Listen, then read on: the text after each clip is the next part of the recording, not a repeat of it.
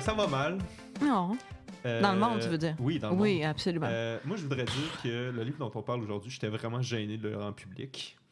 Parce que j'étais dans l'autobus, tu sais, puis là, tu sais, bon, on s'entend que fascisme et, disons, diversité culturelle, raciale, tout ça, c'est ethnique plutôt, ça passe un petit peu moins bien. Fait que là, j'étais là dans l'autobus, il y avait des gens, probablement de parcours immigrant autour de moi, puis là, je lisais, moi, le caucasien, tu sais, qui lit son livre sur devenir fasciste, je trouvais que ça avait l'air bizarre un peu quand même. Puis là, j'avais comme envie de dire aux gens, non, là, il est contre le gars, là, tu sais, puis moi aussi, mais... Bon, c'est drôle. La seule fois que ça m'est arrivé, je lis beaucoup dans l'autobus aussi, de me sentir mal, de lire un livre dans l'autobus, c'était du Michel Houellebecq. C'était plein de scènes pornographiques. Là, j'étais comme... Mais Le Sablier des Solitudes, oui, il y en ça a... m'avait fait ça aussi. Ah ouais, hein? Ouais, il y a très, très, très longtemps. Je sais jamais, mais... Oui, je me rappelle. Donc, Devenir fasciste, publié chez Lux en 2025, écrit par Marc. Par l'éditeur lui-même de Fortier. Lux. Ben oui, c'est ça.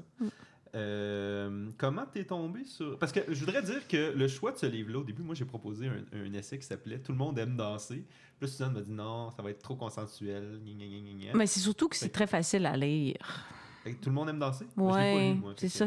C'est super cute, là, mais on n'aurait pas eu beaucoup de choses à dire. Ouais. OK. Mais j'ai beaucoup, là, excuse-moi, j'ai oublié l'autrice, là, mais j'ai beaucoup aimé lire ce livre-là. Mais tu vois, je t'invite à le lire pour toi. Ça donne une belle motivation. Mais point de vue de l'écriture, c'est pas une écrivaine. Là. Donc, moi, j'aurais pas eu de fun là avec ce livre-là. J'ai beaucoup de plaisir. C'était quand même un challenge intellectuel. Puis il faut saisir les références multiples. Dans le fond, devenir fasciste, 2 points, il n'y a pas 2 points, mais en tout cas, on imagine un peu les 2 points. Ma thérapie de conversion.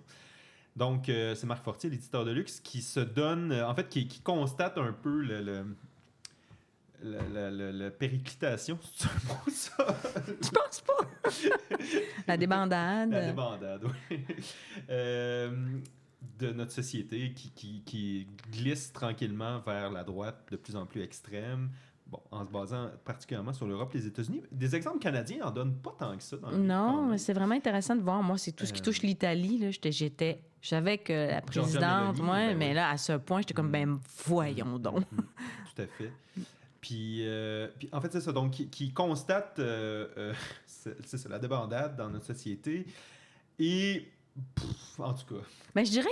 Ça dit, je vais les rejoindre. Mais vraiment, en tout cas, ça, j'ai trouvé que la prémisse est pas... Moi, j'ai pas trouvé que la prémisse... Après, le livre est ultra intéressant, mais la prémisse de « je vais devenir fasciste », en tout cas, moi, j'ai trouvé que c'était un peu mou, mettons. Là, moi, j'ai trouvé ça que c'était extraordinairement drôle. C'est un peu troll. Un angle original qui te fait rire, qui te fait réfléchir et qui te fait dire comment je peux être du bon côté, tu sais. Ouais. C'est quoi être du bon côté?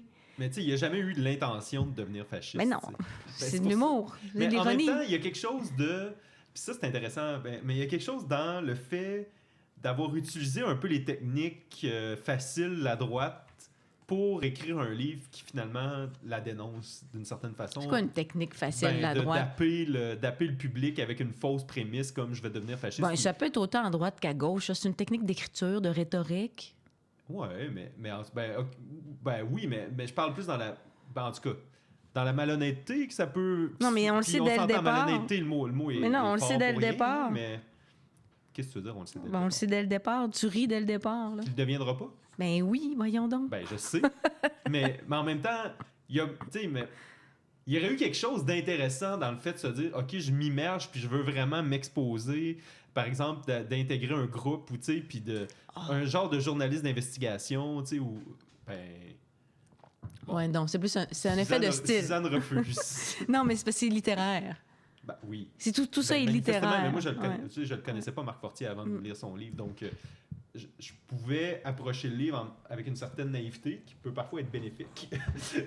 Mais c'est intéressant ce que tu dis, parce que quelqu'un qui est pas prof de littérature ou qui est pas vraiment littéraire peut justement dire comme tu dis là, monsieur madame tout le monde qui arrive dans ce livre là puis qui comprennent pas le deuxième niveau. C'est ça. Non, on s'entend, j'ai jamais cru là qu'elle allait devenir fasciste, mais en fait dès que j'ai lu les premières lignes, j'ai compris que c'était pas ça qu'il allait faire pour vrai, mais en tout cas la démarche est intéressante malgré tout. Mais donc, c'est ça. Donc, la prémisse étant qu'il veut devenir fasciste. Oh mon Dieu, on a tout de suite dérapé. Mais la démarche étant qu'il veut devenir fasciste devant le fait que pour lui, il y a un peu un constat que c'est comme si la bataille était perdue du point de vue de la démocratie puis du progressisme et de la solidarité. Et donc, ponctue chacun des chapitres avec des petites tentatives un peu maigrichonnes de devenir fasciste qui finissent toujours par déraper vers énormément d'exemples des horreurs un peu, puis de preuves qu'on est en train de glisser, mais aussi avec des parallèles historiques, énormément de références à des auteurs, à des œuvres, des scènes, des moments de l'histoire.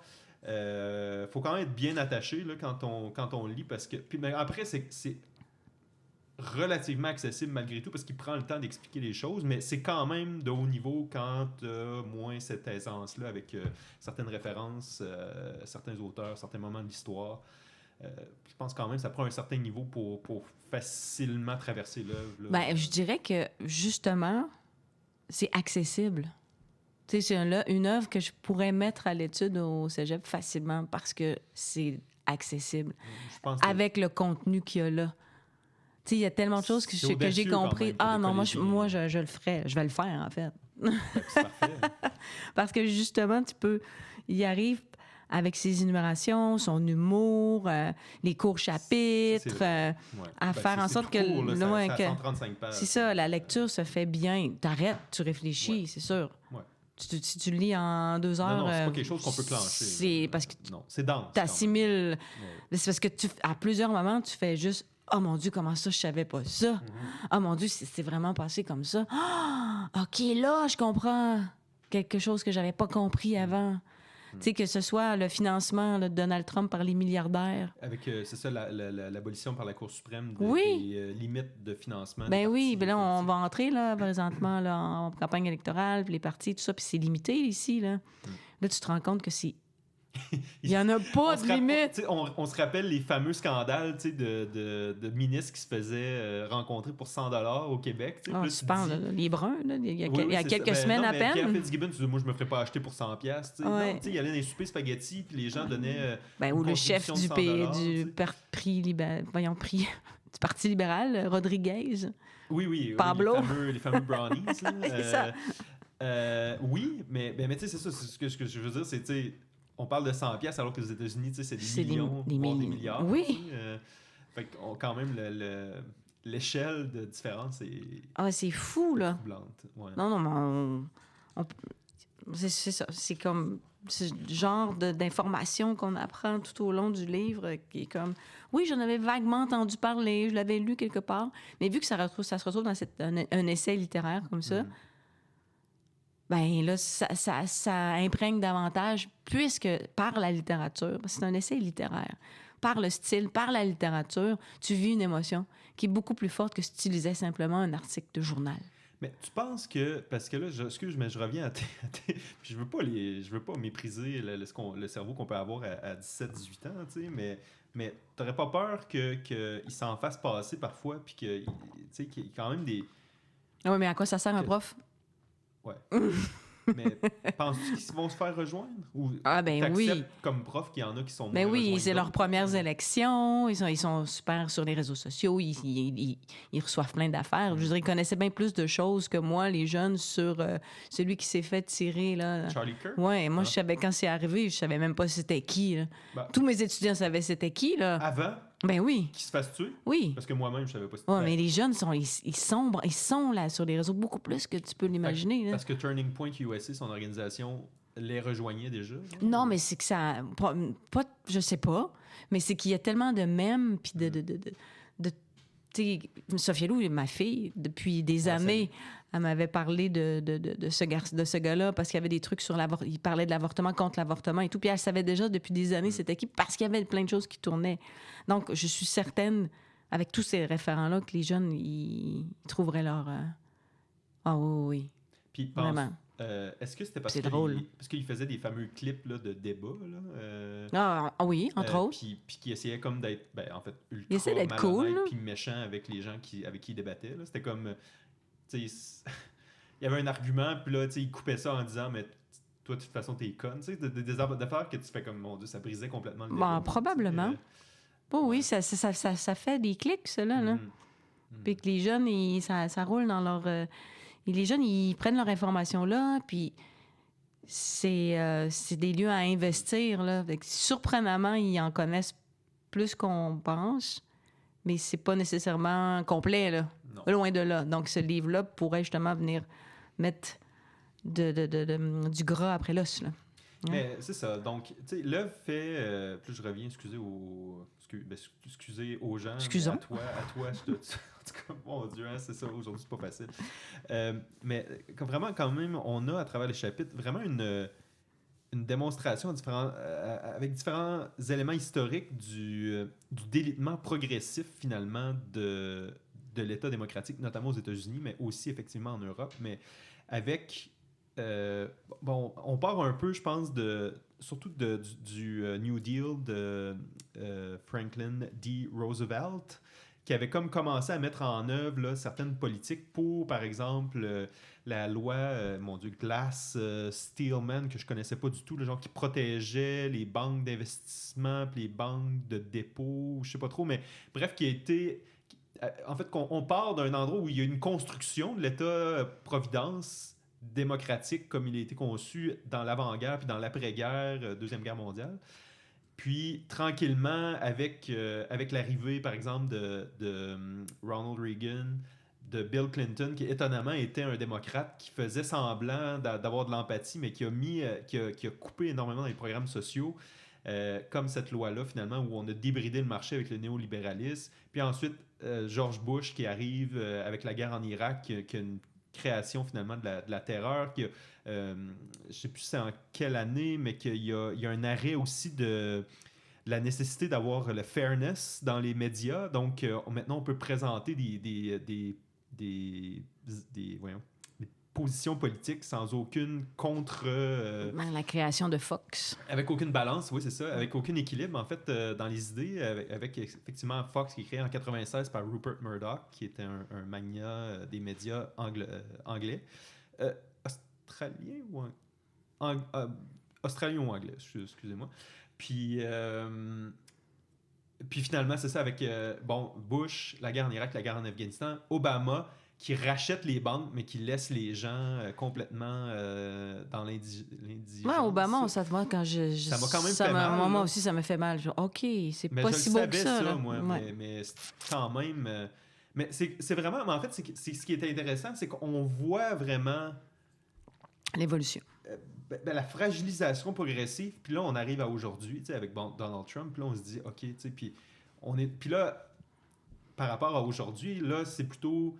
les parallèles de l'avant-deuxième guerre mondiale avec la montée du fascisme en Italie, en Allemagne.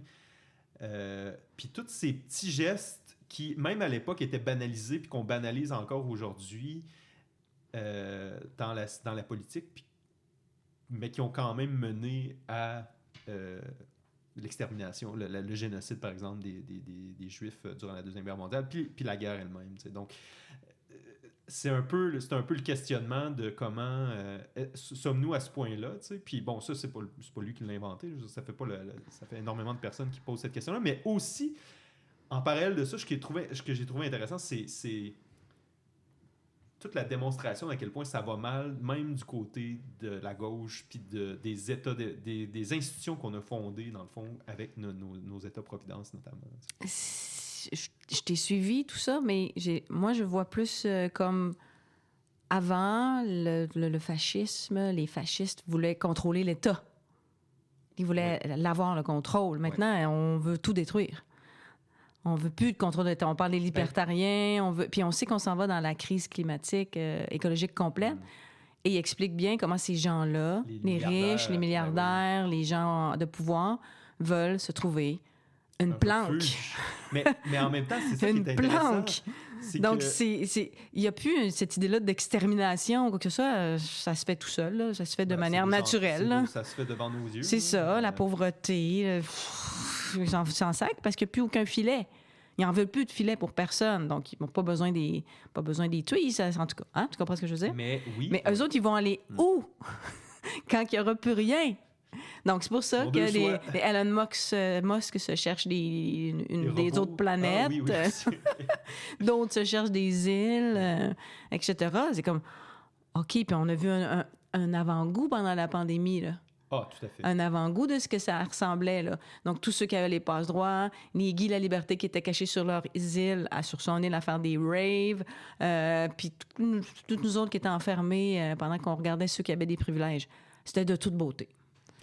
Mais en même temps, moi, j'ai trouvé la morale, en tout cas la morale, je sais pas si c'est le bon mot, mais il y a quelque chose d'intéressant dans l'argument qu'il va mener. Puis là, je sais plus quel auteur il cite, mais qui disait c'est une fausse conception qu'on peut sauver du destin collectif. Le destin, il comparait le jeu et le pluriel et que finalement l'être humain se définit par les autres comme espèce finalement et que c'est vraiment un défaut de logique de penser que là, j'ai juste le mot fallacy en anglais qui vient, mais un bris de logique de penser qu'on peut se substituer au destin collectif de la race humaine. Tu sais.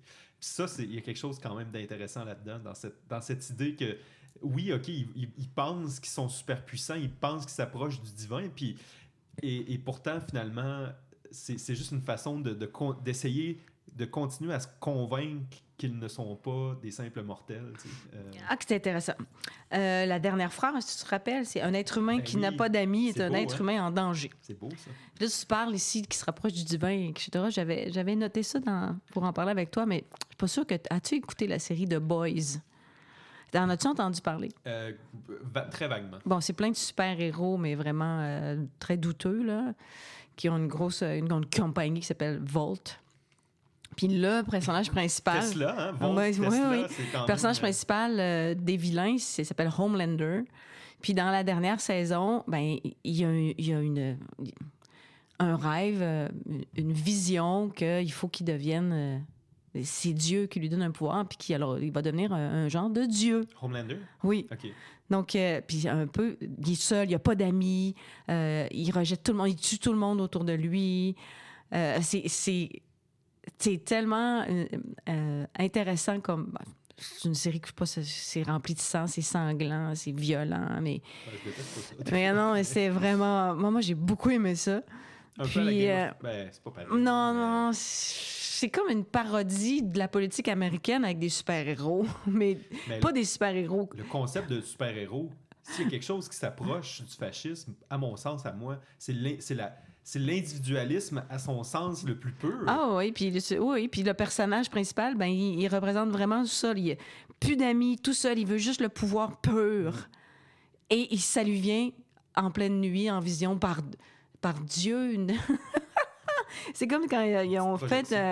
Donald Trump, là, avec l'intelligence artificielle, il a fait une photo de lui là, habillé en espèce de Dieu qui fait une apposition. Jésus, là, avec une apposition des mains là, et tout. Là. C'était pas sur Gaza ou je sais pas trop. Là. Je sais pas, mais c'est comme... Ce qu'on vit devant ce qu'on vit, c'est... J'ai des surcharges cognitives à chaque instant. Là. Je suis comme, voyons donc. Tu sais, cette photo-là, ils ont dit « Ah non, il est comme un guérisseur. » Oui, puis là, ils en ont fait une autre comme ça. Tu sais, quand on parle d'orwellien puis de alternative facts, ouais. Tu sais, on est tellement... Puis que la vérité... Puis c'est ça, la vérité n'intéresse personne. Là. C'est vraiment troublant. Mais c'est intéressant ce que tu parles par rapport au divin, puisque c'est ce que ça me ramène, c'est lorsqu'il fait le parallèle avec le fait que l'État fasciste ou autoritaire, plus, là, qu'il y a une fusion des branches du pouvoir, en fait, que l'exécutif, le judiciaire et le législatif deviennent concentrés en une seule et même personne. Puis c'est ça, finalement, qu'on est en train d'assister aux États-Unis. Puis c'est aussi c'est ça, finalement, aussi, le fait de concentrer dans une seule main, dans une seule personne, qui fait... mon Dieu, je sais plus où je m'en allais. Mais qui va dans l'idée de l'individualisme, puis de l'État autoritaire, puis de la personne qui va tout contrôler, en fait, puis qu'on s'éloigne, finalement, de notre répartition du pouvoir dans nos États démocratiques actuels, ou en tout cas, ce qu'il en reste. Là. Que ça te tente qu'on parle du style? On peut. Parce que t'as commencé avec ça en disant mais moi, En fait, moi, son style c'est juste ironique. la prémisse de je vais devenir. Après, le reste, j'ai trouvé que c'était très agréable à lire. C'est pas ça, là. C'est juste la prémisse de je vais devenir fasciste. Moi, c'est comme si, pour moi, je l'ai même pas trouvé drôle. C'était même, je trouve pas que c'est drôle de devenir fasciste, moi, personnellement. On appelle ça de l'humour noir. Oui, mais c'est ça. Mais moi, ça m'a pas rejoint. Donc, l'humour noir ne te touche pas. Il y a certaines humours noirs. Un peu comme on avait parlé de Royal. C'est juste de l'humour noir. Moi, j'aime beaucoup les séries de François Letourneau. C'est beaucoup de l'humour noir. Mais je sais pas. Celui-là m'a pas rejoint parce que pour moi, écouter une série à télé, c'est une chose, mais je trouve que c'est tellement désespérant comme réalité, ce qui se déroule présentement sur la Terre. J'ai de la misère à en rire, personnellement. Mais je comprends, puis j'ai apprécié le livre malgré tout, je tiens à le dire. Alors, revenons à son style. Oui, je t'écoute. Justement, il part dès le départ. Parce que ça se répète. Il commence. Or, les meilleurs, tout le monde le sait, ce sont les gagnants. Juste ça, moi, c'est comme... Ça me fait vraiment rire. Je vais devenir fasciste. Voilà, c'est dit. Et là, issu d'une famille libérale, intellectuelle de gauche, démocrate de cœur et d'intelligence, je me tords de dégoût à la simple évocation d'une telle conversion. Immédiatement, je sens monter en moi quelque chose comme de la facho-anxiété. Le passage du dire au faire n'ira pas de soi, et la greffe pourrait ne pas prendre. Mais il le faut. Appelons cela un réflexe de survie. Puis après ça, à la fin, avec une espèce de... avec un impératif, il dit « Adaptez-vous ». Donc, c'est des dictons qui ressemblent à ce qu'on entend dans oui, la propagande. oui, mais faites juste penser, on en parlera tantôt, mais avec l'intelligence artificielle, là, adaptez-vous, hein? On en reparlera. Voulez-vous de quel côté? Les gagnants ou les perdants? Ceux qui manipulent ou les manipulés? Hein?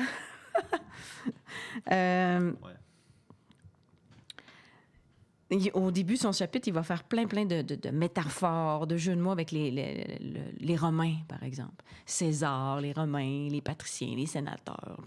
Ça, c'est super bien fait. Il va avoir des métaphores filées là-dessus. Son ironie va ressortir. Sa fille s'appelle Romane. Oui, si c'est, non, je pense pas. Mais ça... il va avoir... Québécois? Ou il est français? Marc Fortier, c'est un Québécois. Ça sonne québécois, mais je me suis posé la question si... Non. En tout cas, je dis ça, mais j'ai pas la confirmation, là. Okay. Donc, ce qui est fun, c'est qu'il va avoir ce style-là, qui est dans la langue, qui va être vraiment drôle. Mais en plus, il s'amuse avec la langue tout le long. Puis après, il y a tout le chapitre sur la langue. Qui est massacré. Comment? Ben oui, mais c'est George Orwell. Il fait plein de liens avec 1984. Puis c'est comme... Ce livre-là, c'est incroyable. Mais en tout cas, on y viendra. Parce que moi, j'aimerais beaucoup qu'on parle... Mais je veux pas te couper mais qu'on parle aussi de ce que la gauche, ou ce qu'on en pense étant la gauche, a fini par incarner aussi des idées de la droite. Puis ça, en tout cas, ça serait intéressant, mais je veux pas te couper dans ton... Non, je vais revenir à la langue. Style, oui. Tu sais que c'est son ironie, donc, être du côté des gagnants. Puis à un moment donné, il va dire, c'est ça la différence entre les amateurs et les professionnels. Donc, il va toujours ramener... Moi, j'ai des partout dans le livre, là. J'ai aussi des grosses faces effrayées parce que ça n'a juste pas de bon sens, là. Fait que j'essaie de trouver des bouts qui m'ont fait rire. Par exemple, la première étape de la thérapie de conversion au fascisme, c'est le lâcher-prise. Est-ce que tu... Mais c'est intéressant, il dit puis il parle du salut nazi, tu sais, puis il dit c'est quand même accessible.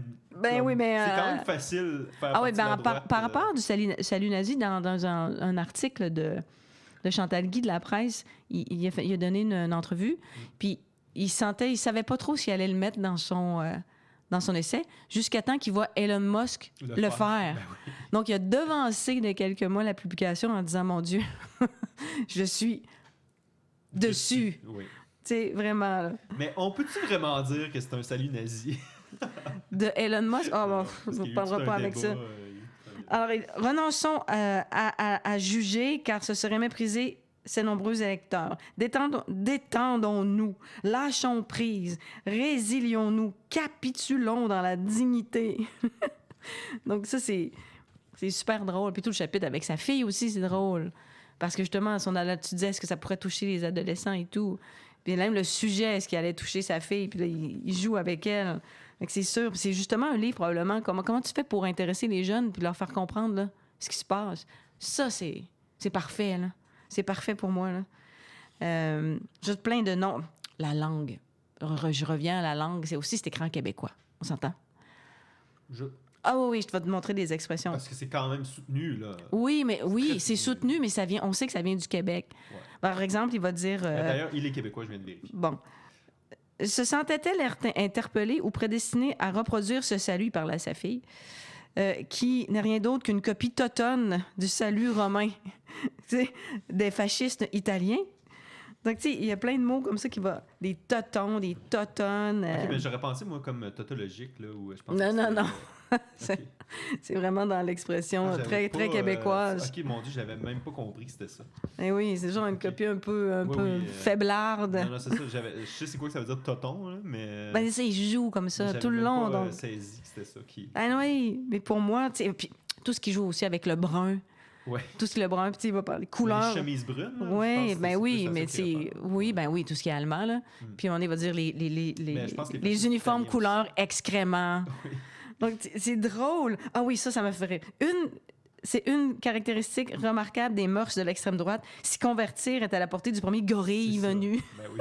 Parce qu'il l'avait enseigné à des singes, parce qu'il disait qu'il y avait des singes qui avaient appris à faire des saluts nazis, puis ça, c'est vraiment intéressant, son bout sur les carnavals. Ah oui, ça, on pourra en parler. On n'est jamais sûr si le carnaval, c'est sérieux ou non sérieux. Okay. Ce qui est finalement un peu comme les rallyes de Trump. T'sais. Donc, est-ce qu'on va tout de suite au carnaval? Parce que le carnaval, ça, c'est un chapitre formidable, mais qui a toute une histoire. T'sais? Je t'écoute. Ben, ça a commencé par les universitaires au Moyen-Âge, dans les universités au Moyen-Âge. Là, c'est la prof de littérature, là. Où, pendant des jours, le carnaval, c'était super important, où les profs jouaient les étudiants jouaient les profs. Puis, il y avait ces changements de rôle-là. Et comme tu le dis, là, on dirait que le changement de rôle, il n'arrête plus, là. Tu sais, c'est beau, Donald, là. Tu peux-tu reprendre ta place? Ben, t'es un gros cave. Est-ce que tu pourrais... C'est pas ta place, là. Tu sais, on a l'impression de vivre dans un carnaval perpétuel. Les rôles sont inversés, là. Moi, ça me fait penser au temps des bouffons de Falardeau. Mm-hmm.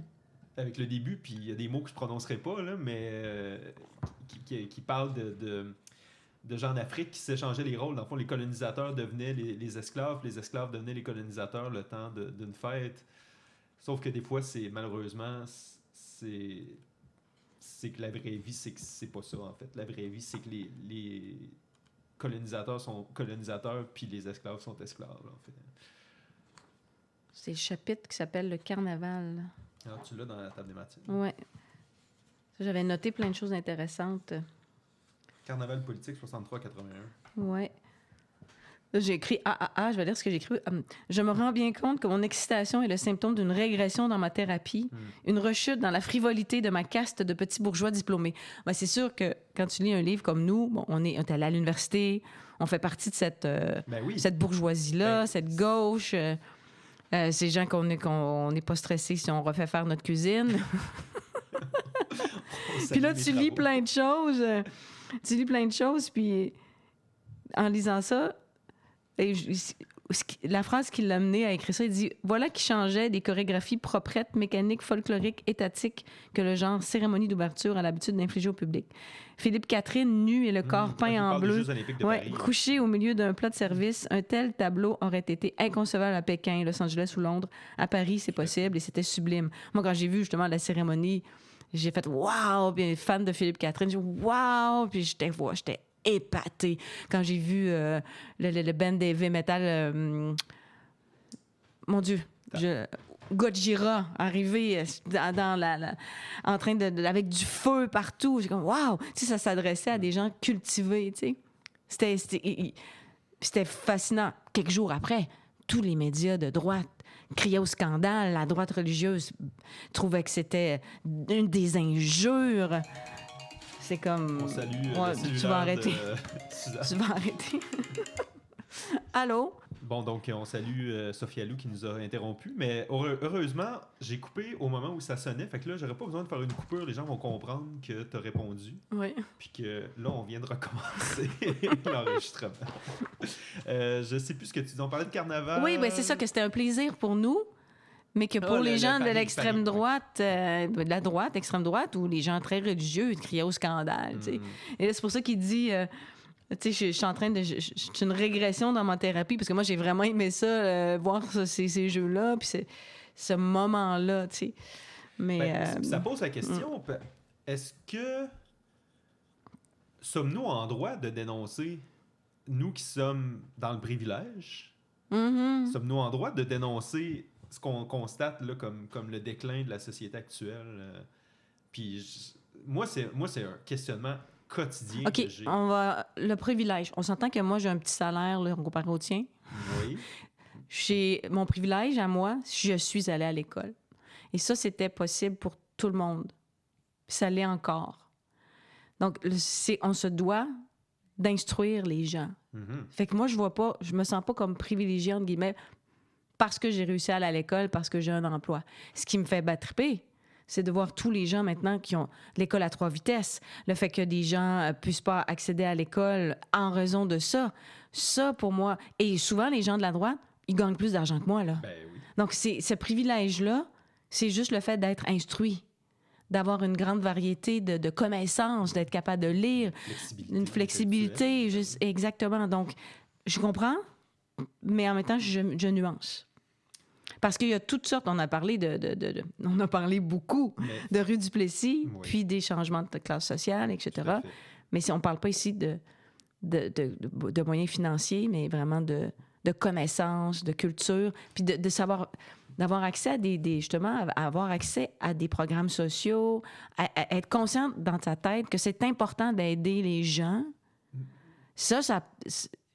Les gens qui sont de plus en plus riches s'en foutent parce que c'est mon argent, moi, mes petites affaires. Oui. Puis on dirait que moi, ma classe sociale, qui est ma classe moyenne, tu sais, élevée. Oui, selon les statistiques Canada, là. Tu sais, j'ai pas de chalet, j'ai pas de... J'ai rien, là. Je voyage un peu. Non, mais tu comprends, j'ai pas de possession. Je comprends. J'ai un petit REER, là. Tu sais, pour m'assurer d'être capable de payer mon foyer de vieux, là. Oui. Mais, ça, si je l'enseigne, et là, je vais faire attention à ce que je vais dire, dans mon cégep, j'ai des jeunes privilégiés. Il y a beaucoup d'argent. Oui, on est d'accord. Tu allé au même cégep. C'est ça.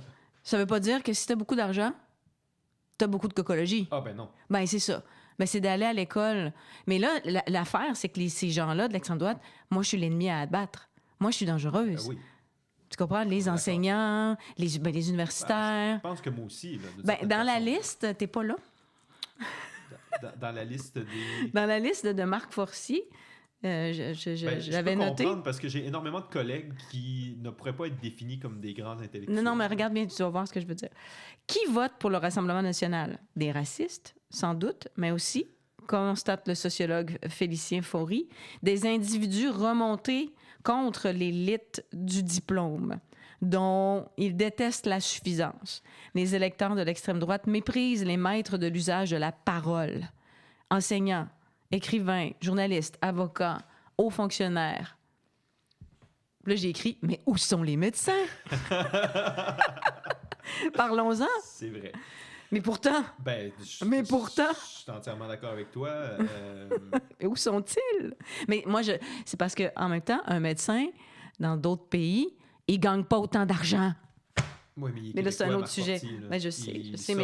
Mais il cite quelqu'un, là. C'est un sociologue. Si tu vas en France ou tu vas en Europe, les médecins, c'est pas des héros comme ici, là, qui prennent tout l'argent. Là. Et là, faut pas que je me craigne. Puis je t'adore, mais mon Dieu, que j'ai de la misère avec ça. Ben, écoute, mais encore une fois, moi, ce que je veux dire, c'est... Je suis d'accord que, d'un point de vue peut-être économique... en tout cas, c'est pas... Ce que je veux dire, c'est que... T'es capable. Présentement, on a un désengagement sociétal à l'égard de nos institutions, à l'égard de la démocratie. Et donc, les gens qu'on souhaite aider, mon Dieu, ça sonne tellement paternaliste, mais on a une masse de peuple qui possiblement n'a pas eu la chance de faire des hautes études, n'a pas un revenu qui est soit dans la moyenne ou plus bas. Puis malgré tout, ça fait partie des gens qui peuvent embarquer dans un mouvement de droite ou d'extrême droite. Puis là, nous qui sommes, je pense, malgré tout privilégiés de par l'éducation et dans mon côté, en tout cas, de par un revenu qui est complètement disproportionné à ce que ça devrait être. Moi, je me demande tout le temps comment je peux me positionner. Je sais jamais trop quelle voie prendre pour... Parce que qui suis-je pour parler d'inégalité sociale, tu sais, d'une certaine façon, tu sais? Puis là, je veux pas ramener ça à... Non, mais juste le fait de prendre la parole, juste le fait de dire, de le dénoncer, parce que c'est important. Oui, mais t'as lu que notre joie demeure, puis Céline, qui fait juste dire, moi, je suis contre les inégalités, mais qui finalement est tellement bien dans sa richesse. Je l'haïs. Mais c'est ça! Je l'haïs. Mais c'est faux de dire qu'on n'est pas bien quand on a un revenu. Là, bravo, Kev Lambert. Quel livre incroyable. On en a-tu parlé ensemble? Quel livre incroyable. On n'a pas traité ensemble, on en a parlé. Ouais, il est bien bruyant, ce cellulaire-là. T'as-tu un piton silencieux? Oui, je viens de le mettre, là. Ah, bon.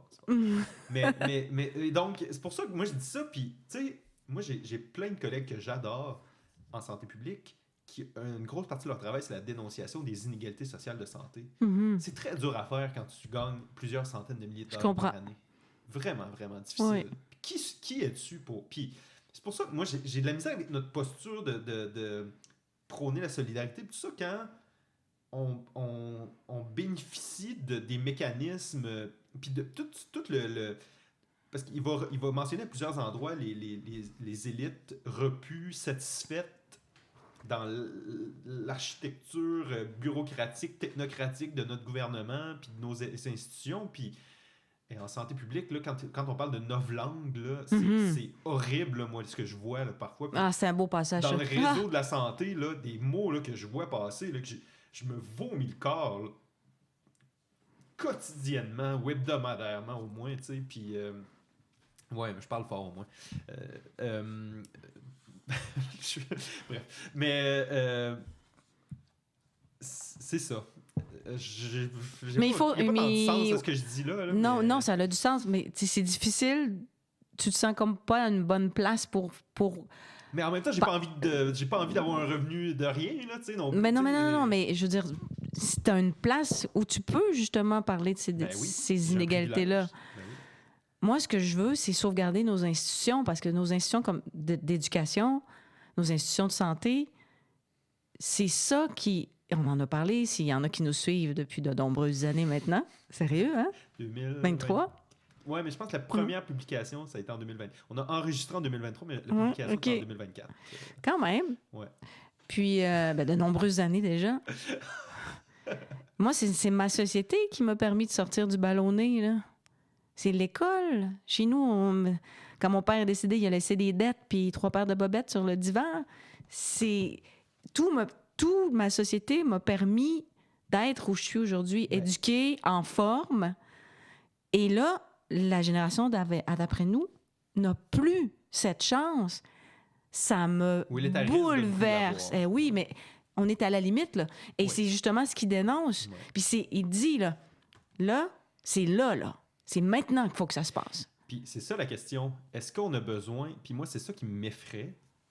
On a-tu besoin d'une 3e guerre mondiale faut-tu tout pète pour qu'on le reconstruise ou on est capable de les élites milliardaires de la planète sont persuadées que c'est ça qui va se passer. Puis, c'est ça qui est horrible. Au lieu de contribuer à le réparer. Puis dans le milieu ésotérique, auquel j'appartiens en tant que prof de yoga, l'ère du Verseau, tous ces gens-là sont persuadés que ça va arriver aussi. On est arrivé à la fin. Et là, au lieu de vouloir se cacher dans des îles, le monde plus spirituel... justement, développent leur spiritualité, développent leur solidarité, essaient de trouver des alternatives pour pouvoir faire partie de ce nouveau monde-là qui s'en vient, parce qu'on le voit à vitesse grand V. Là. Ça va à la vitesse grand V. Là. C'est cette semaine, là, en Inde, là, 50 degrés partout.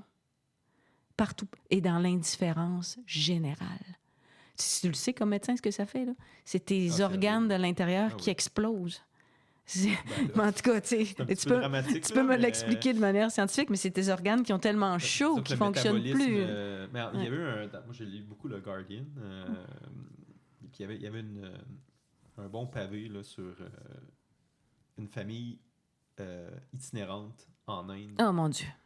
qui, tu sais, sont comme 5-6, là, tu sais, puis j'allais dire la pauvre femme, mais tu sais, qui a eu 4 enfants dans la rue, là, tu sais, puis qui doit s'en occuper. Des puis, intouchables. Les intouchables, c'est les casses, là. Ah, Les intouchables, je c'est ceux connais dans pas la bien les rue castes, qui, ok. qui ramassent les déchets, Ah, bon, etc. On l'appelle les intouchables. Ouais, tu sais, comment tu survis à ça, là, c'est horrible, horrible. Non, c'est ça qu'on disait tout à l'heure. Ça se passe. L'extermination se fait naturellement de par ces inégalités sociales-là. C'est comme...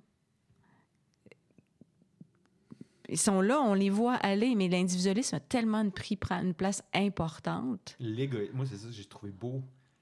L'égoïsme. C'est ça, tu sais, Ouais. on est passé de l'individualisme à l'égoïsme. Puis ça, j'ai trouvé ça beau parce que c'est ça, moi, qui m'horripile dans notre société, tu sais. Puis on parlait de la COVID, mais moi, j'ai tellement eu mal quand même de par notre pas de solidarité, tu sais, notre Mhm. absence de capacité à se tenir les... Moi, j'allais à l'épicerie puis j'avais mal de voir les gens se garrocher pour voler le pot les tomates en dés à l'autre personne. Puis, T'as vu ça?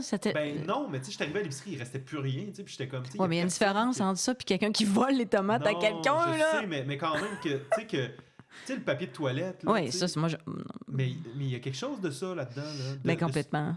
Moi, je veux m'assurer de l'avoir pour pas que l'autre l'ait, tu sais, puis que t'es rendu que t'as 3... Mais ça, c'est quoi? Tu sais quoi, ça? C'est un manque d'éducation. On sait très bien qu'avec un bidet ou avec une débarbouillette d'eau chaude, c'est beaucoup plus propre. On le sait. Mais pourquoi que tu le sais? Mais Parce ça qu'il fait faut des que tu sois... dégâts d'eau, les Faut que, bidets. faut que tu sois, oui, faut que tu sois éduqué Ouais. pour le savoir. Moi, je suis jamais allée chercher de papier toilette. Je regardais les gens, je disais, mais voyons donc, vous êtes complètement fous. Des débarbouillettes, la gang. De l'eau. Justement, en revenant d'un voyage d'un mois en Inde, il n'y a pas de papier de toilette en Inde, là. Les gens se lavent avec de l'eau. À l'eau. Faut se laver les mains après, là. Mais oui, mais tu te les laves. Tu te laves les mains. En fait, c'est faut pas... se les laver mains avec du papier de toilette, là, aussi. mais Oui, s'il vous plaît, en santé publique ici. malheureusement... Oui, non, ce manque de solidarité-là, puis ce manque... Parce que oui, les la riches... plupart de mes amis, là, Hmm. ou surtout les générations plus jeunes, ceux qui ont 30-35 ans là, que je vois, là, dans leur tête, c'est sûr qu'ils vont envoyer leurs enfants à l'école privée s'ils ont de l'argent. C'est sûr. Ils se posent même pas de questions. Parce que Au lieu pour de eux, dire, on va réformer le système. exact, pour eux, leurs enfants, s'ils veulent une bonne éducation, ils n'ont pas le choix. Parce qu'ailleurs, il n'y en a pas de bonne éducation selon eux, selon les jeunes. Mais c'est le message que la société envoie depuis des décennies parce qu'on a laissé aller Ben, ça. c'est les statistiques le montrent présentement. Mais après, c'est ça, moi, tout le temps, la fausse bonne idée, la fausse solution qui est de l'envoyer au privé au lieu... Non, c'est Ça me terrible. fait mal, ça. Ça me scandalise. Ça me scandalise. Mais c'est ça. Puis moi, c'est ça qui me... Parce que j'ai trouvé la fin du livre super intéressante dans cet appel à l'amitié, à la solidarité, mais je suis comme... Moi, parce que c'est une partie de mon travail d'essayer de la créer ou d'accompagner les gens qui la créent plus que de la créer moi-même, parce que je suis un peu plus dans ma tour d'ivoire, malheureusement, là, mais comment on enjoint les gens, tu sais, puis moi, c'est comment je te dirais? Puis c'est parce qu'il parle aussi de la perte de sens, tout ça. Moi, j'ai de la misère à comprendre parce que j'ai toujours cherché le sens depuis que je suis tout petit. Tu sais, je suis fait de même. Tu sais, puis c'est pour ça que je suis devenu un peu rigide, plus de voiture, dans une ville dense, dans un centre-ville où il y a de la place pour tout le monde, où les déplacements sont logiques, pas manger de viande pour protéger la planète, de pas prendre l'avion, tu sais, mes vêtements, tu sais, il y a toute cette réflexion-là de logique que j'essaie de me créer pour donner du sens un peu de solidarité, de la danse, l'art. Mais là, je me dis, mais tu sais, Si t'es tout seul, ça sert à pas grand-chose. exactement. Tu sais. Mhm. Puis Puis je dis ça, puis j'ai serré la main du diable parce que j'ai acheté un billet d'avion. Oh, tu vas aller où? Non, je reviens d'un endroit, en fait. Comment ça, je savais pas ça? Parce que je m'en vais danser à Toronto cet été, faire ma petite... Comme j'ai fait l'été dernier, une petite séance de... Puis là, je regardais le temps pour revenir, tu sais, puis c'était le même prix pour prendre l'avion que de prendre le bus ou le train.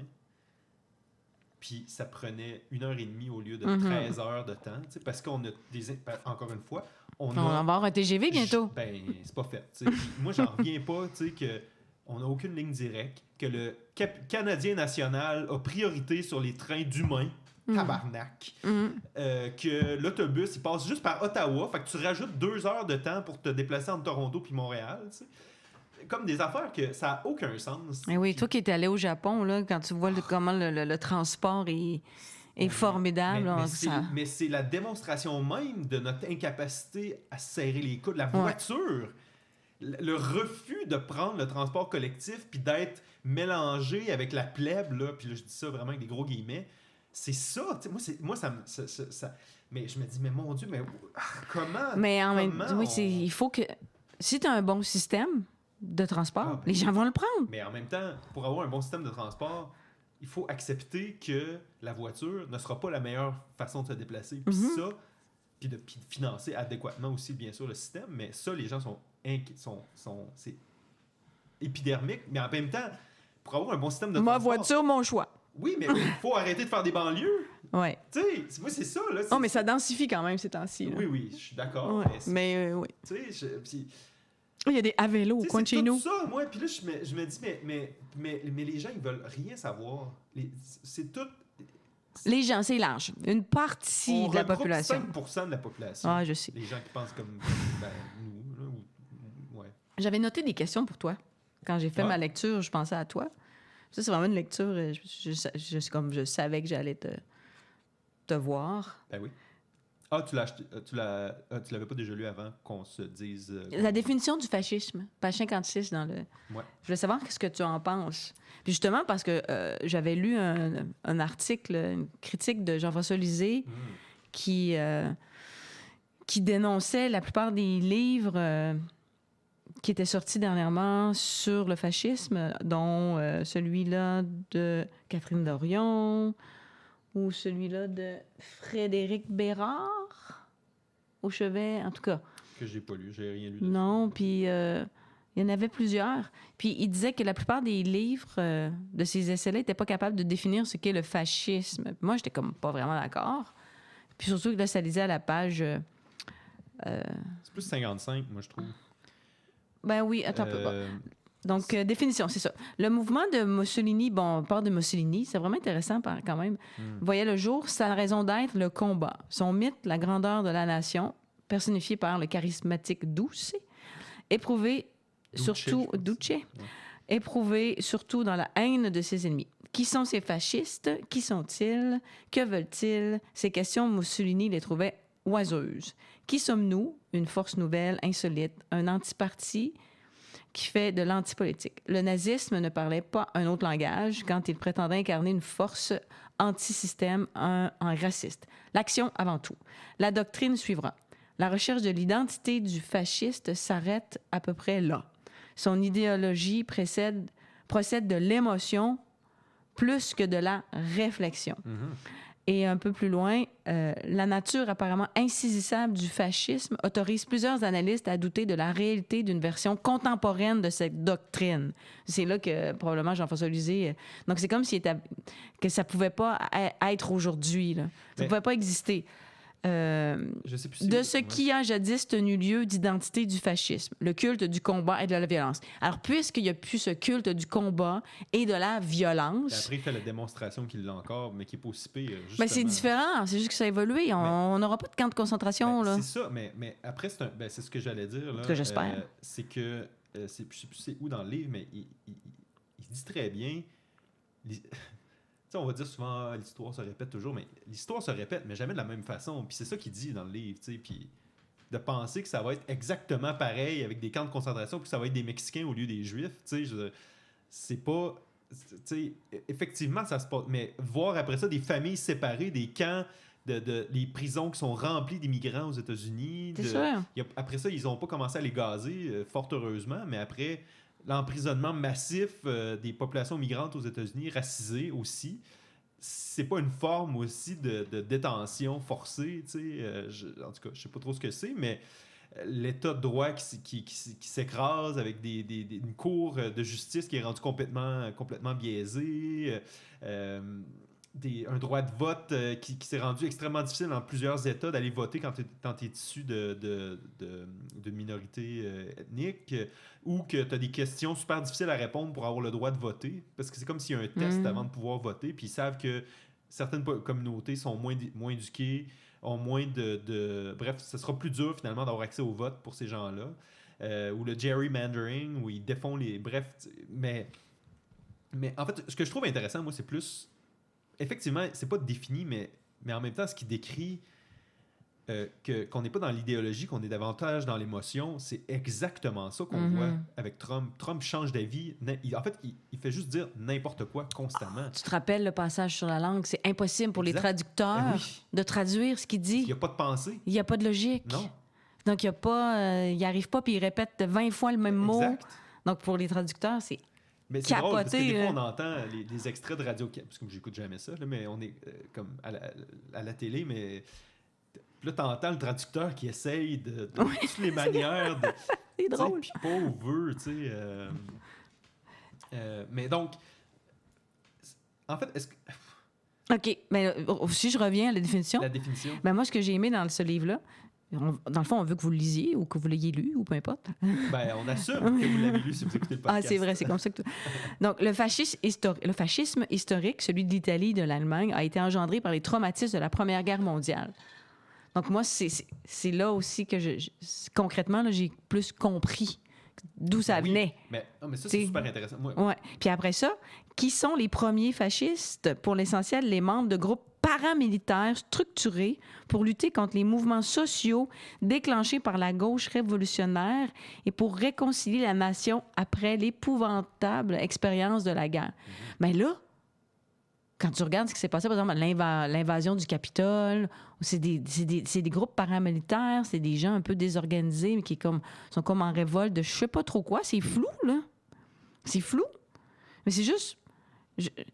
c'est là que moi, cognitivement et humblement, je peux pas expliquer.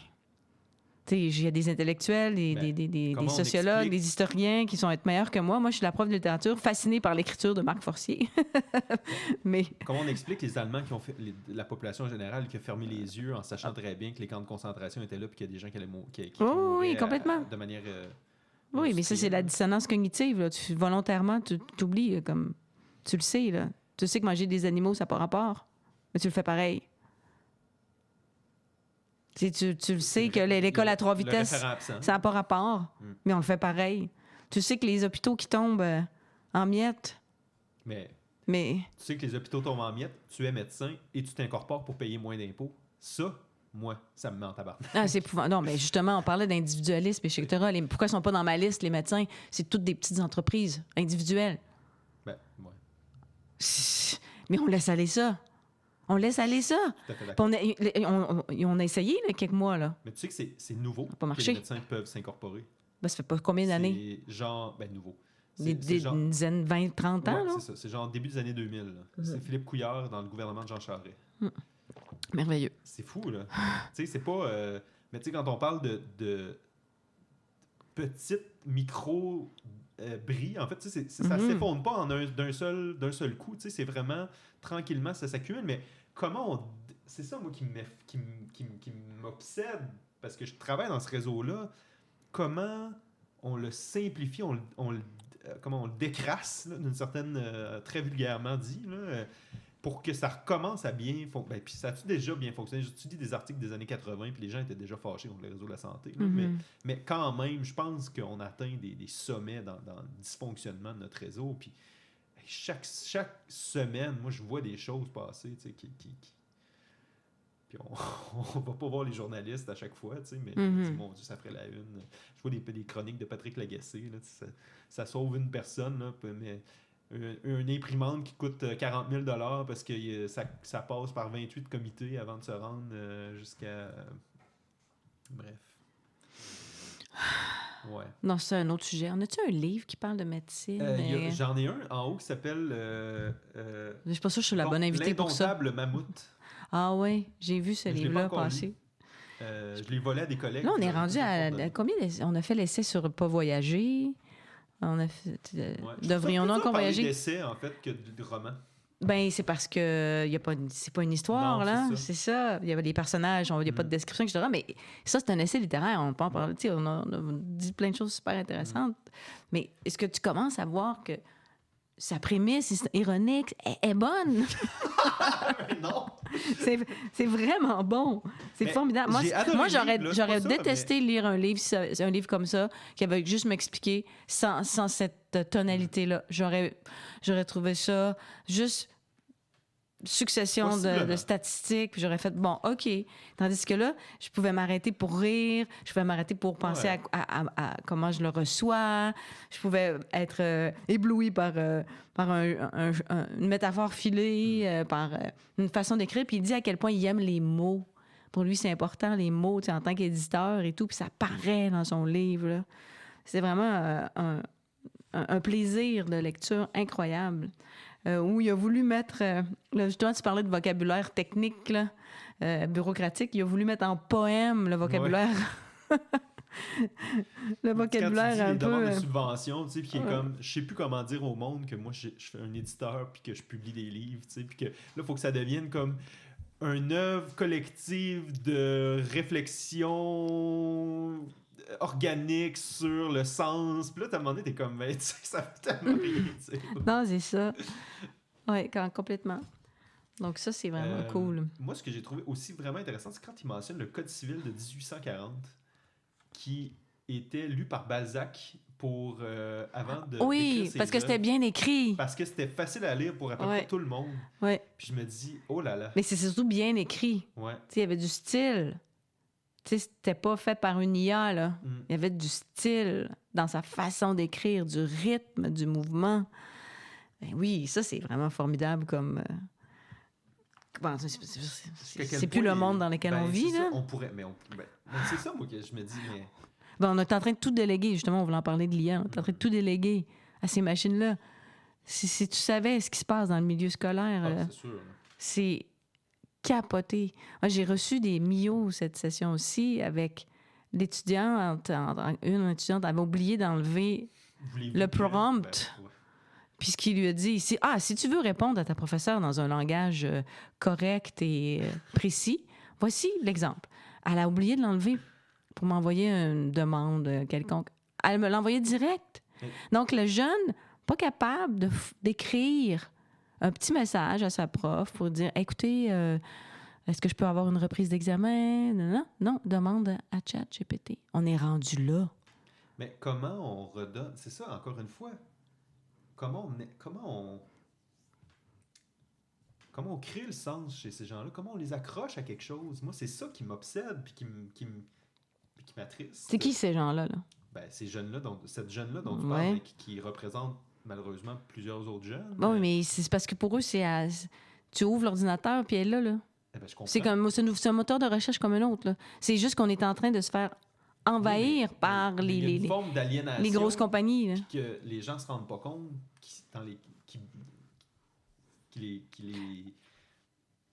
Ben, ils sont conscients.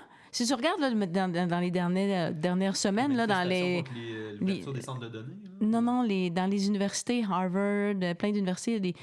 D'abord, il y a une dame qui est venue faire un discours, puis là, elle s'est fait tuer en vantant le monde de l'IA dans le domaine du travail. Il s'est fait tuer par les étudiants.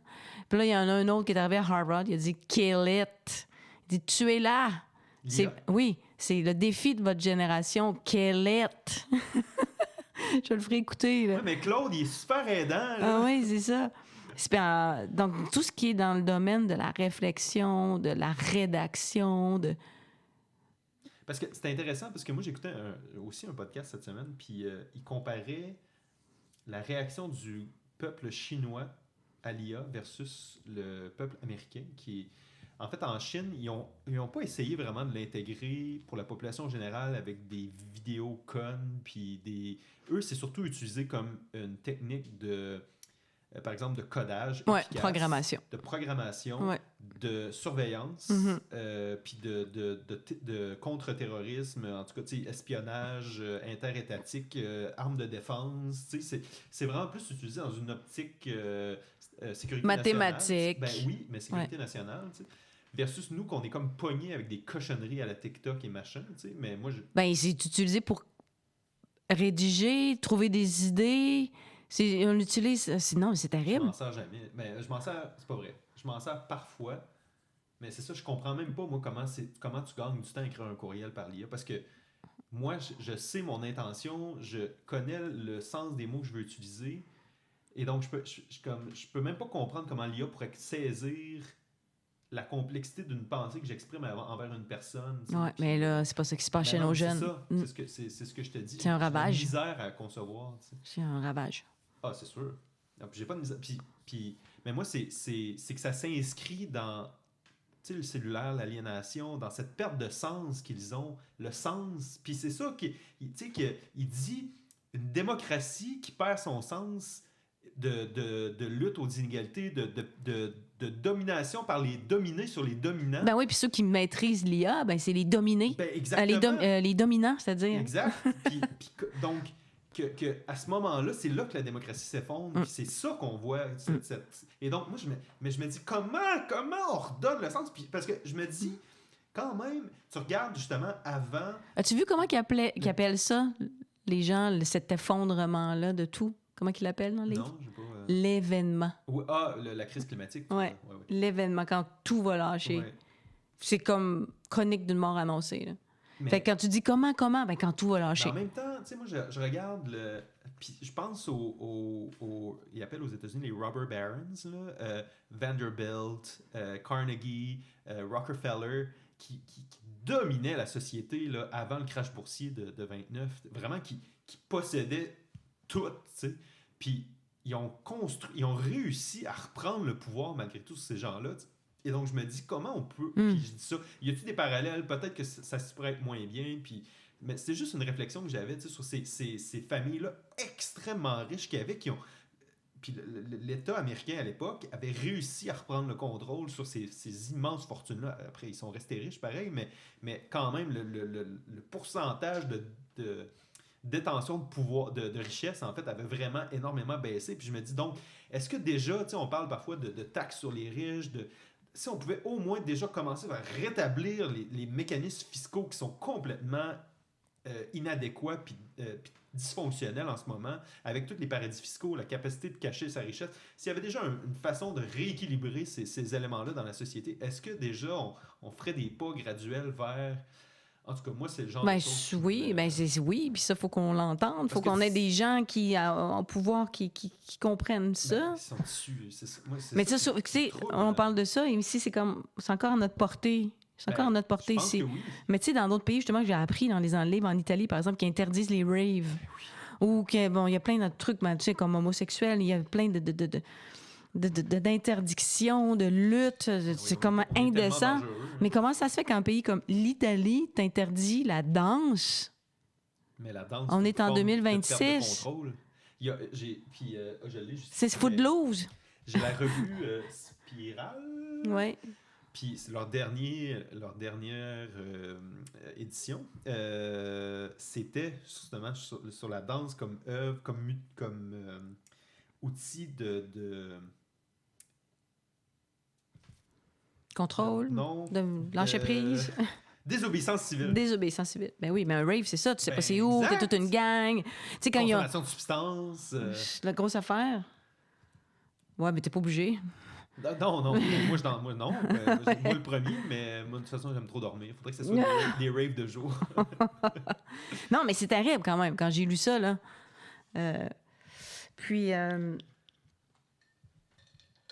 Donc, c'est ça que j'allais dire. C'est quand même, ici au Québec, c'est à notre portée de pouvoir... Je pense. ...rétablir tout ça. En dehors du Canada. Je m'excuse, Fred, mais c'est vraiment à notre portée. Avec cette conscience écologique-là, cette ouverture aux communautés, à la diversité, Tu sais, on ne rentre pas dans les gros sujets là, par rapport au racisme, à l'immigration, etc. Ben, c'est des gros sujets, mais ils sont partout sur la planète. Mais, Ils sont partout sur la planète. Au moindrement que tu es éduqué, là, tu vois que c'est partout. Ah, bien sûr. C'est partout. Puis j'aurais été curieux de savoir, parce que je pense que c'est un sujet dont on a déjà parlé, puis quand il y a tout le moment sur diversité versus solidarité, Ouais. versus égalité, pardon. Ouais. Parce Ou que c'est quelque oui, chose ça, là, que ça a tu m'as dû déjà toucher parlé. ça. Ça a Ben dû oui, toucher on en a ça. déjà parlé ensemble. T'as raison, dans le sens que la diversité a pris le pan de l'égalité. Mais c'est sûr que... Ah, OK, parlons d'un sujet, là, mais je ne sais pas quoi penser de ça. C'est que le Parti libéral, cette semaine, a dit que maintenant, on allait parler des personnes avec des menstruations. Là, il y a plein de femmes qui ont fait une pétition pour dire « Hey, wow, là! » Je ne sais... Moi, je suis ouverte à plein, je milite pour la diversité, les groupes LGBT, je sais pas quoi penser. Ben, puis Je suis troublée en tant que femme. c'est intéressant. Il y a un grand débat dans le milieu de Donc, la ça santé. revient à diversité, égalité, là. On parle dans le milieu de la santé parfois de personnes enceintes, Oui, au lieu de dire femmes enceintes. oui. Puis là, des fois, on va mélanger, on va dire femmes et personnes enceintes. Moi, je suis je suis fourré, en fait. Là. Tu sais, comme je sais pas quelle posture adopter. Non, mais est-ce qu'on dit, par exemple, personne... Avec un pénis. Oui, non, c'est ça, personne qui éjacule. Ou je sais pas. Oui, ça arrive qu'on l'entende. Ouais. Est-ce que... moi, en fait, c'est que... Puis moi, c'est quand on a traité de diversité sexuelle... voyons. Je me rappelle, je cherche le nom de l'œuvre dont on a parlé. Sexualité et dissidence queer, Ouais. qui est un collectif de différents essais, là, de plein d'auteurs et d'autrices. Moi, c'est une grande crainte, l'atomisation qu'il y a au sein de la communauté de la diversité sexuelle et de genre, que autrefois, c'était comme... Mais en même temps, je comprends les frustrations des gens, parce qu'autrefois, c'était le mouvement gay, là, tu sais, mais que... Et puis finalement, bien sûr que c'était pas que gay comme mouvement, et donc je comprends parfaitement cette volonté-là de regagner une identité pour les différentes personnes qui font partie de la communauté, mais en même temps, vient avec cette... Moi, je trouve qu'on s'est laissé, sans s'en rendre compte, je pense qu'on est teinté par ce capitalisme néolibéral, puis cette atomisation de l'individu, puis de nos communautés, en fait. Puis je pense qu'il y a un parallèle manifeste à faire avec cette individualisation-là et limite égoïsme-là qu'on voit. Puis il fait le débat aussi qu'on vient à militer pour des niaiseries, tu sais, comme des livres qu'on met à l'index versus la destruction de nos droits qui se fait à grande échelle à d'autres, puis que ça, on va aller se battre pour une devanture de magasin, puis qu'après ça, le lendemain matin, tu sais, on coupe les taxes sur les riches, tu sais, puis que là, il n'y a personne qui se Reviens à la personne. Mais c'est la solidarité, c'est ça que je te dis. On va se battre pour des micro-débats, mais que finalement, on perd de vue ce qui nous l'égalité. Ce qui nous unit comme humains et humaines. Moi, à la rigueur, je m'en fous. Tu sais, personne avec... Je m'en fous. Appelez-vous. Je veux dire, mais c'est parce qu'on est au Québec. Dans le sens que les femmes, je pense qu'elles ont atteint une forme d'égalité, même s'il y a encore beaucoup de travail à faire. Mais en comparaison à ailleurs, moi, j'ai une vision peut-être un peu romantique du Québec. Ah, mais on s'entend. Si j'avais un endroit où je voulais naître, c'est bien ici, mais bon. Puis moi-même, je suis chanceux, là. C'est pas parfait. Non. Mais c'est ça. Donc, revenons à cette égalité, diversité. Où est-ce qu'ils vont en venir en disant ça? Mais qu'est-ce qu'ils dénoncent en disant ça? L'égoïsme, je pense que c'est ça. Je pense que c'est parce qu'on s'entre-déchire sur des détails au lieu de s'intéresser à comment on s'élève ensemble, collectivement puis solidairement, en fait. Tu parlais des livres, tu sais, des livres mis à l'index.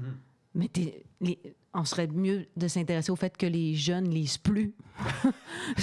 Mettez-leur des livres dans les mains. Tout à fait. Tu sais, Seigneur, au lieu de penser à interdire les livres, de toute façon, ils s'en foutent. Ils savent même pas qu'est-ce que c'est. Ouais. Ah, OK.